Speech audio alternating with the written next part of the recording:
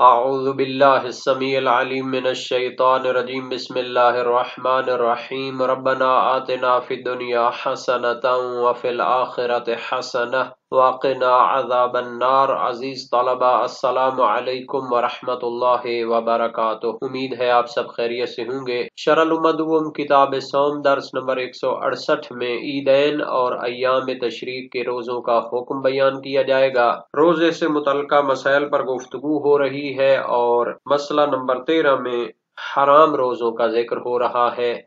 اور اس میں سب سے پہلے عیدین اور ایام تشریق کے روزوں کا حکم بیان کیا جائے گا۔ عیدین یعنی عید الفطر اور عید قربان کے روزے بطور مطلق حرام ہونے کا حکم بیان کیا جائے گا۔ ایام تشریق کے روزے مینا میں موجود شخص پر حرام ہونا ذکر ہوگا۔ علامہ حلی رحمۃ اللہ علیہ کا ایام تشریق کے متعلق فقہی نظریہ اور اس کی تجزیہ اور تحلیل بھی پیش کی جائے گی۔ متعلقہ احادیث اور فروعات کا بھی بیان آنے والا ہے۔ شہید ثانی کی تحقیقات اور نقد و نظر بھی پیش کیا جائے گا۔ 13ویں مسئلے میں ان موارد کو ذکر کیا جائے گا کہ جن میں روزہ حرام ہوتا ہے۔ پہلا مورد عید فطر اور عید قربان کا روزہ حرام ہوتا ہے، چاہے کوئی شخص مینا میں موجود ہو یا مینا میں موجود نہ ہو۔ اور دوسرا مورد جہاں روزہ حرام ہوتا ہے ایام تشریق کے روزے بھی ہیں، اور وہ 3 دن ہیں عید قربان کے بعد، یعنی 11ویں ذی الحجہ، 12ویں ذی الحجہ اور 13ویں ذی الحجہ کا روزہ رکھنا حرام ہے۔ اور ان دنوں کے روزے کی حرمت اس شخص کے لیے ہے جو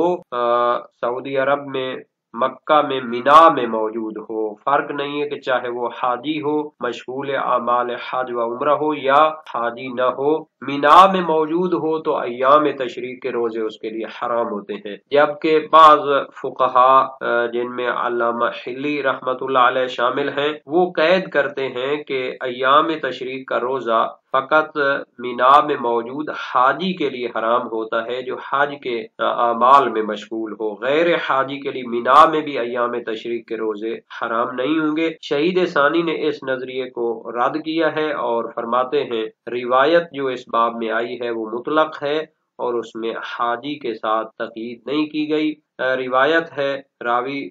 کا کہنا ہے سألت ابا عبداللہ علیہ السلام عن الصیام ایام التشریق فقال اما بالامصار فلا باس اما بمنا فلا۔ میں نے امام صادق علیہ السلام سے ایام تشریق کے روزے کے بارے میں سوال کیا تو امام نے فرمایا دوسرے شہروں میں تو کوئی حرج نہیں ہے، لیکن مینا میں موجود شخص کے لیے حرام ہے۔ تو مینا میں موجود شخص کے لیے روزے کو حرام قرار دیا ہے بطور مطلق، اس میں قید نہیں ہے کہ وہ حج کے اعمال میں مشغول ہو تو حرام ہو۔ تو اس تقیید کے لیے کوئی دلیل ہونی چاہیے، جب دلیل نہیں ہے تو پھر اس کے روزے بھی حرام رہیں گے۔ عبارت کو دیکھ لیتے ہیں اور اس کے ضمن میں موجود بعض نکات کو بھی بیان کیا جائے گا۔ الثالثۃ عشرۃ یحرم صوم العیدین مطلقا۔ تیسرا مسئلہ روزے کے مسائل میں سے یہ ہے کہ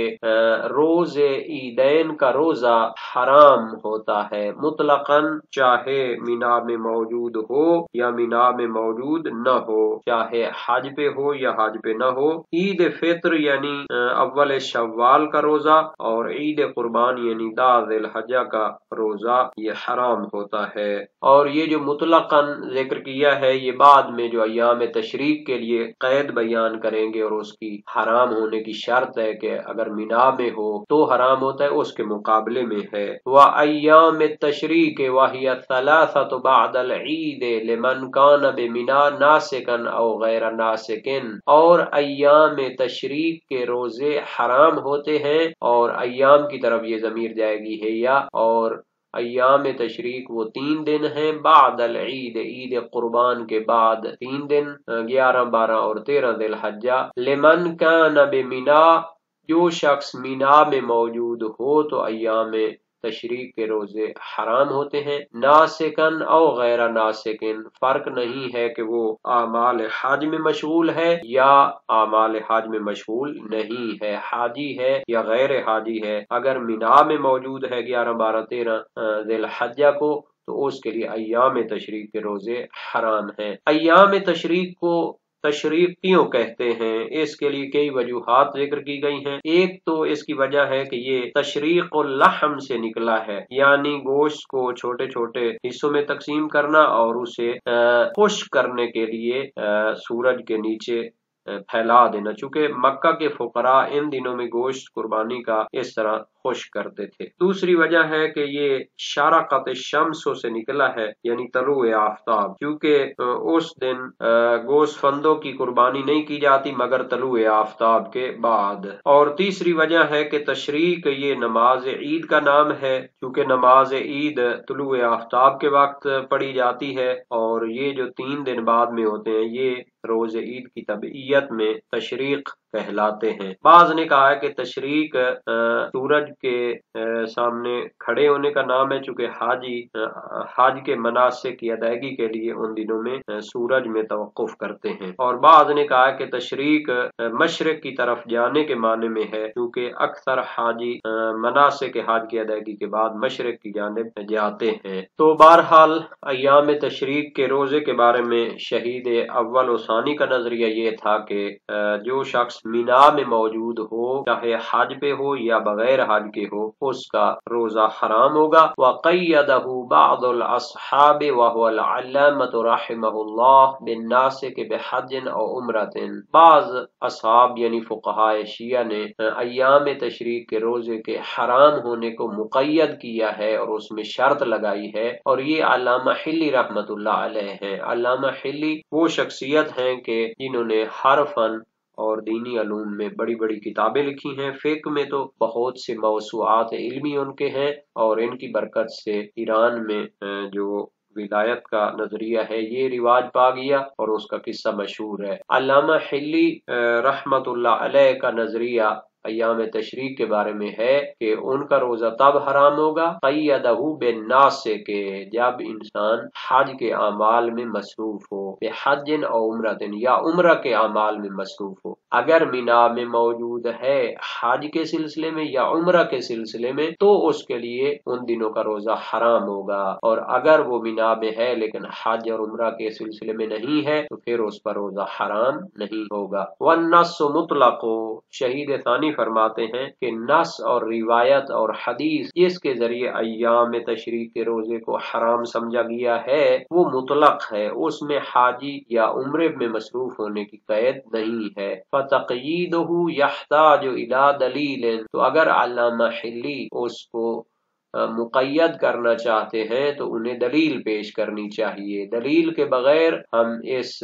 हुक्म को अय्याम तशरीक के रोजे मीना में हराम होने को हज या उम्रे के अमाल में मसरूफ होने के साथ मुक़य्यद नहीं कर सकते। वला यहरुमु सौमुहा अला मन लैसा बिमिना इजमाअन, और जो शख्स मीना में मौजूद नहीं होता अय्याम तशरीक के रोजे उस पर हराम नहीं होते। इजमाअन इसमें तमाम फुक़हाए शिया का इजमा और इत्तेफाक है। व इन अतलक़ तहरीमुहा फी बाज़िल इबारात, अगरचे के अय्याम तशरीक के रोजे हराम होने को बाज़ फुक़हा की इबारतों में बतौर मुतलक बयान किया गया है। कल मुसन्निफ़ फ़ी दुरूस, जैसा कि शहीद अव्वल अपनी दुरूस में बतौर मुतलक फरमाते हैं कि अय्याम तशरीक के रोजे हराम होते हैं, हालांकि उनको कैद लगानी चाहिए थी, इसके साथ हदबंदी करनी चाहिए थी कि अय्याम तशरीक के रोजे उस शख्स के लिए हराम होते हैं जो मीना में मौजूद हो। फहुवा मुरादुम मिन क़ैदिन, अगर किसी फकीह की इबारत में अय्याम तशरीक के रोजे बतौर मुतलक हराम हैं, बतौर मुतलक इबारत जिक्र की गई है, फहुवा मुरादुम मिन क़ैदिन, तो उनकी मुराद भी कैद के साथ है, यानी जो शख्स मीना में मौजूद होगा उसके रोजे हराम होंगे। अगरचे के दुरूस में या बाज़ फुक़हा की इबारत मुतलक है लेकिन उनकी मुराद भी उसी मीना में रोजे हराम होना है अय्याम तशरीक के, क्योंकि इजमा मौजूद है कि गैर मीना में हराम नहीं होते अय्याम तशरीक के रोजे। तो वाक़े में और हकीकत में उन फुक़हा की मुराद भी वही है जो तमाम फुक़हाए शिया की है। और ये जो इबारत है इसमें एक दिक्कत मौजूद है। शहीद सानी ने फरमाया है कि बाज़ फुक़हा की इबारतों में अय्याम तशरीक के रोजे حرام ہونے کو مطلق بیان کیا گیا ہے، فَهُوَ مُرَادٌ مِّن قَيْدٍ، تو یہ اسی قید کے تحت ہی ان کی مراد لینی چاہیے، یا اس کی عبارت بہتر جو ہے وہ اس طرح ہوگی فَهُوَ مُرَادُ مَنْ قَيَّدَ، فَهُوَ مُرَادُ مَنْ قَيَّدَ، تو وہ مراد ہے جو شخص اس کو قید کر کے بیان کرتا ہے، اسی کی طرح اس کی بھی مراد ہے۔ ظاہراً اس عبارت میں شہید ثانی سے یا مثلا ان کے کتاب کے نسخہ برداروں سے اشتباہ ہوا ہے، ان کی مراد تھی مراد من اطلقا، کیونکہ جس نے تو قید کے ساتھ ذکر کیا ہے کہ مینا میں روزے حرام ہوتے ہیں، وہ تو بات وضاحت طلب نہیں ہے۔ جس نے اطلقا کیا ہے یعنی بطور مطلق اس کو ذکر کیا ہے، ان کی مراد کو پیش کرنا چاہتے تھے شہید ثانی، تو یہاں سہون من قید لکھا گیا ہے، حالانکہ مراد یہ ہے من اطلقا، یعنی جس نے عبارت کو بطور مطلق ذکر کیا ہے اس کی مراد بھی ہوئی ہے جو تقیید کے ساتھ ذکر کرتے ہیں۔ اور دوسرا احتمال ہے کہ اس عبارت میں اشتباہ نہ ہو اور بلکہ مراد یہ ہو کہ بعض فقہا نے جو فرمایا ہے وہ برابر ہے اس کے کہ جو مطلق کہتے ہیں، اور مطلق کہنے والوں کی مراد بھی برابر ہے جو مقید کہتے ہیں، کیونکہ اجماع قرینہ موجود ہے کہ صرف مینا میں ان کا روزہ حرام ہوتا ہے۔ فَهُوَ مُرَادُ، یعنی جس نے مطلق بیان کیا ہے اس کی مراد وہی ہے من قیدہ جو مقید بیان کرتے ہیں، دونوں کی مراد ایک ہے۔ اس طرح اگر کہہ سکیں تو پھر اس عبارت میں اشتباہ نہیں ہوگا، تو گویا کہ جس نے اطلاق کے ساتھ بیان کیا ہے اس کے کلام میں مسامعہ پائی جاتا ہے، اس کی مراد بھی وہی ہے جو مقید بیان کرتے ہیں۔ وَرُبَّمَا لَاحِظَ الْمُطْلِقُ أَنَّ جَمْعَهَا كَافٍ عَنْ تَقْيِيدِ كَوْنِهَا بِمِنَا لِأَنَّ أَقَلَّ الْجَمْعِ ثَلَاثَةٌ وَأَيَّامُ التَّشْرِيقِ لَا تَكُونُ ثَلَاثَةً إِلَّا بِمِنَا فَإِنَّهَا فِي غَيْرِهَا يَوْمَانِ لَا غَيْرُ وَهُوَ لَطِيفٌ۔ شہید ثانی یہاں پر ایک لطیف نکتہ بیان کرنا چاہتے ہیں جو کہ پرانے علماء کی مہارت اور دقت نظر پہ دلالت کرتی ہے۔ اس کو بیان کرنے کے لیے ایک چیز سمجھنی ہوگی کہ حج تمتع کے جو اعمال ہیں واجب، تو کچھ اعمال ان میں مینا میں ہوتے ہیں، اور مینا میں 3 عمل واجب ہیں، ان میں سے ایک قربانی کو ذبح کرنا ہے، اسے ہادی کہتے ہیں، اور یہ روز عید مینا میں قربانی کی جاتی ہے، اور کسی دوسرے دن اور دوسری جگہ یہ کافی نہیں ہوتی مشہور نظریے کے مطابق۔ اور اس قربانی کے علاوہ ایک دوسری قربانی بھی مستحب ہے، چاہے حاجی ہو مشغول اعمال حج یا حاجی نہ ہو اور دوسرے شہروں میں موجود ہو، اسے اضحیہ کہتے ہیں، اور اس کا وقت اگر مینا میں ہو تو روز عید سے 3 دن بعد تک ہے، 11 12 اور 13 بھی، یعنی اس کو قربانی دینے کا جو استحباب ہے وہ عید کے 3 دن بعد تک بھی رہتا ہے، اور اگر غیر مینا میں ہو تو اس کا وقت روز عید اور اس کے 2 دن بعد تک ہے۔ نیز ایام تشریق کے مستحبات میں سے ایک ہے تکبیرات مخصوصہ کہ جو 15 نمازوں کے بعد ہیں، یومیہ 15 نمازوں کے بعد کہی جاتی ہیں، اور ان کی ابتدا روز عید کی ظہر کے بعد سے شروع ہوتی ہے اور 13ویں دن کے نماز صبح کے بعد ختم ہوتی ہے، یعنی حاجی کے لیے کہ جو مینا میں مشغول اعمال حج ہے تو یہ اس کے لیے 15 نمازوں کے بعد تکبیرات ہوتی ہیں، اور جو دوسرے شہروں میں ہو تو اس کے لیے 10 نمازوں کے بعد یہ تکبیرات ہوتی ہیں۔ ابتدا تو ان کی عید قربان کی ظہر کی نماز کے بعد ہے، اور آخر ان کی 12ویں کے صبح کے نماز کے بعد ہے۔ تو ان تکبیروں کی تفصیل کتاب الصلاۃ میں گزر چکی ہے، شرح الامہ طبع عبد الرحیم صفحہ 132 جو کہ طبع خطی ہے یا طبع حجری اس کو کہتے۔ تو ایام تشریق اضحیہ کے اعتبار سے یعنی مستحب قربانی کے اعتبار سے اور مستحب تکبیروں کے اعتبار سے مینا میں 3 دن ہے اور غیر مینا میں 2 دن ہے۔ تو ایک توجیہ پیش کرتے ہیں، جس نے مطلق ذکر کیا ہے اور مینا کے ساتھ اس کو مقید نہیں کیا تو اس کے لیے ہم توجیہ یہ بیان کر سکتے ہیں، اگرچہ انہوں نے صراحت کے ساتھ مینا میں ہونے کی قید ذکر نہیں کی، یعنی ایام تشریق کے روزے تب حرام ہوں گے جب مینا میں ہو، لیکن اس کی جو عبارت ہے اس سے قید کو سمجھا جا سکتا ہے، چونکہ انہوں نے تعبیر اس طرح پیش کی، یحرم صوم ایام تشریق، ایام یوم کی جمع ہے اور جمع کے اقل افراد جو ہوتے ہیں وہ 3 ہوتے ہیں، تو ایام تشریق تو فقط مینا میں 3 ہوتے ہیں، اور جو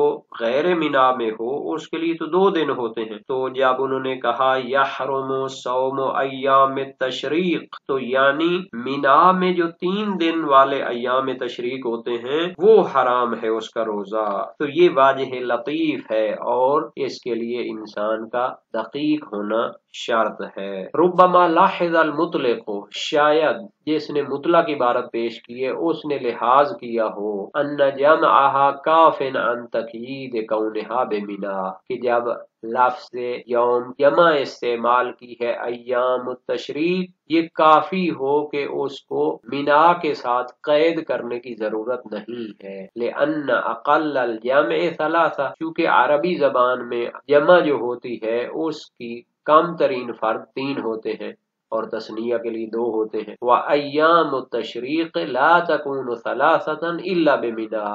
اور ایام تشریق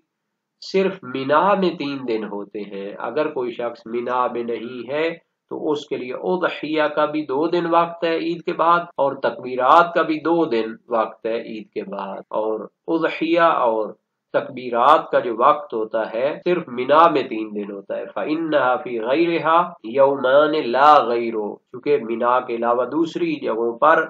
ایام تشریق 2 دن ہوتے ہیں، اس سے زیادہ نہیں ہوتے۔ وَهُوَ لَطِيفٌ، اگر جس نے مطلق عبارت پیش کی ہے اس کے ذہن میں یہ توجہ رہی ہو تو یہ بہت لطیف چیز ہے۔ بہرحال ایام عید کے روزے حرام ہوتے ہیں، اس میں کوئی اختلاف نہیں، تمام فقہائے شیعہ اس کے قائل ہیں اور روایات بھی اس کی دلیل ہیں۔ زہری کی امام سجاد علیہ السلام سے روایت ہے، اما الصوم الحرام فصوم یوم الفطر و یوم الاضحیہ، اور یہ طولانی روایت ہے، وسائل الشیعہ باب اول ابواب الصوم المحرم والمکروہ میں ذکر ہوئی ہے۔ اور ایام تشریق کے روزے مینا میں جو شخص موجود ہو اس کے لیے حرام ہے، اس میں کوئی اختلاف نہیں، زہری کی طولانی روایت میں بھی ہے، اور قتیبہ عاشی کی روایت امام صادق علیہ السلام سے، نہا رسول اللہ صلی اللہ علیہ وآلہ وسلم عن صوم 6 ایام علی العیدین و ایام التشریق والیوم الذی تشک فیہ من شہر رمضان، یہ بھی اسی باب میں روایت موجود ہے، اور اس طرح اور بھی روایات ہیں، اور یہ اس کے لیے حرام ہے ایام تشریق کے روزے جو مینا میں موجود ہو۔ صحیح معاویہ بن عمار جلیل القدر ثقہ راوی ہیں، اگرچہ کہ فتحی المذہب تھے، امام صادق علیہ السلام سے روایت ہے، عن الصیام ایام التشریق فقال اما بالامصار فلا بأس و اما بمنا فلا، ایام تشریق کے روزوں کے بارے میں سوال کیا، فرمایا دوسرے شہروں میں ایام تشریق کا روزہ رکھنا کوئی حرج نہیں، لیکن مینا میں حرام ہے۔ وسائل الشیعہ باب دوم ابواب الصوم المحرم والمکروہ میں، اور اس طرح اور بھی روایات ہیں۔ اور علامہ حلی نے قواعد الاحکام میں ایام تشریق کے روزے کو اس کے لیے حرام قرار دیا ہے جو مینا میں بھی ہو اور اعمال حج یا عمرہ میں مصروف ہو، اور یہ جو روایات ہیں معتبرہ وہ مطلق ہیں، تو وہ ان کے خلاف حجت ہیں۔